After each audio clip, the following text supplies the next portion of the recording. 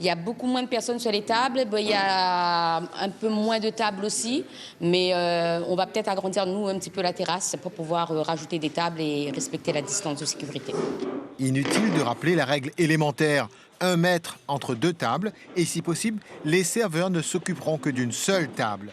Hôtel d'affaires par excellence, pendant la crise, l'établissement s'est rallié au social en ouvrant ses portes au personnel soignant du CHU. Ce bon point sera-t-il suffisant pour remonter la pente? Inauguré en grande pompe en 2004, en présence de Zinedine Zidane, les premiers jours s'annoncent sportifs. Demain midi, j'ai pas de réservation. J'ai très peu, voire très peu, enfin quasiment pas de réservation, hormis pour dimanche, qui tant mieux, c'est le jour de la fête des mères. Et je pense que nous serons, et nous sommes d'ores et déjà complets quasiment pour dimanche midi prochain. La clientèle est sans doute à cheval sur les règlements. Pour ce soir, seulement 2 chambres ont été réservées.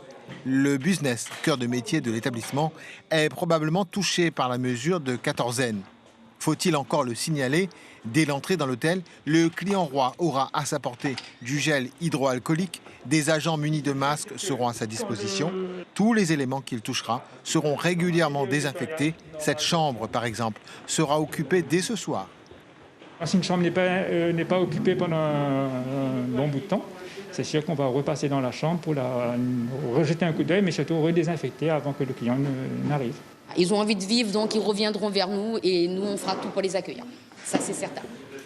Il faudra beaucoup de réservations avant que l'hôtel puisse exploiter à nouveau ses 80 chambres. Quant aux employés, ils reviennent au fur et à mesure. Mais la réouverture de l'hôtel est un challenge qui concerne tout le monde.